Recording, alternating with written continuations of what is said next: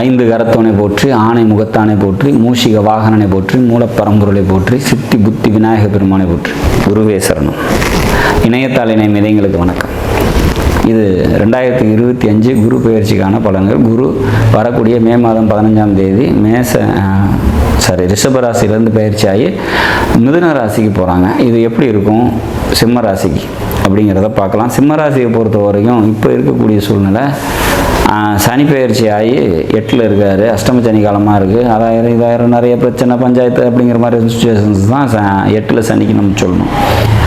But இந்த குரு இருக்கார் இல்லையா, குரு இது வரைக்கும் உங்களோட ராசிக்கு தசம கேந்திரத்தில் இருந்தார். 10ல் தனிச்ச குருவாக இருந்தார். இப்போ லாபஸ்தானம் சொல்லக்கூடிய 11ஆம் இடத்துக்கு குரு வருது. மிக சிறப்பான ஒரு அமைப்பு. 11ஆம் வீட்டில் குரு இருந்தார் அப்படின்னாக்கா பல நன்மைகளை தந்தே தீரும் அப்படிங்கிறதுல மாற்று கருத்து இல்லை. கம்யூனிகேஷன்ஸ் சம்மந்தப்பட்ட விஷயங்களில் பல நன்மைகள் ஏற்படும். சிறுதூர பயணங்களால் நன்மைகள் ஏற்படும். மாமன் வழி உறவினர்களால் நன்மைகளை தருவார் குரு அப்படிங்கிறத உறுதியாக சொல்லலாம். மனசில் புது தெம்பும் தெளிவும் ஏற்படும் அப்படிங்கிற மாதிரியான தைரியம், வீரியம், தன்னம்பிக்கை இதெல்லாம் அதிகரிக்கக்கூடிய ஒரு காலமாக இந்த குரு பயிற்சி உங்களுக்கு அமையும் அப்படிங்கிறதுல மாற்று கருத்து இல்லை. சரி, பூர்வீகம் சம்பந்தப்பட்ட விஷயங்களில் நன்மைகள் ஏற்படும். குலதெய்வம் அனுகிரகம் ஏற்படும். குலதெய்வ கோயிலுக்கு போயிட்டு வர்றதுக்கான வாய்ப்புகள் உண்டு. மனதில் எழக்கூடிய ஆசைகள்லாம் பூர்த்தியாகும் அப்படிங்கிற மாதிரி ஒரு அமைப்பு.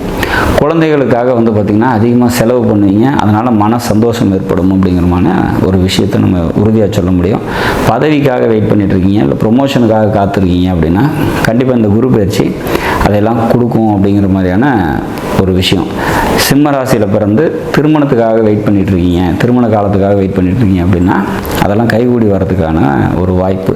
மொத்தத்தில் இந்த குரு பயிற்சி பார்த்திங்கன்னா சனினால் ஏற்படக்கூடிய பல சிரமங்களை இந்த குரு பயிற்சியின் மூலமாக நீங்கள் மாற்றிக்கொள்ள முடியும் அப்படிங்கிற மாதிரியான ஒரு விஷயம். சனி ஒரு கெடுபலன்களை தரக்கூடிய இடத்துல இருந்தாலும் கூட இந்த குரு பயிற்சியோட பலன்கள் உங்களை சேரும். 11ல் குரு இருக்கிறது மிக சிறப்பான ஒரு அமைப்பு.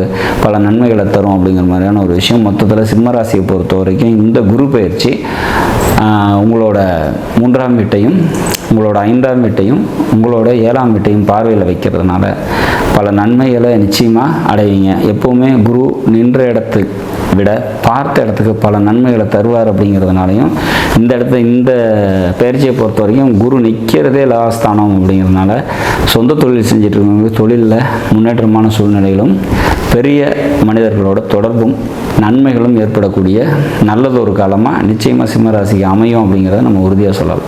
நாடும் நாட்டு மக்களும் நலமுடன் வாழ நவகிரகங்களை வேண்டி அமைகிறேன். நன்றி, வணக்கம்.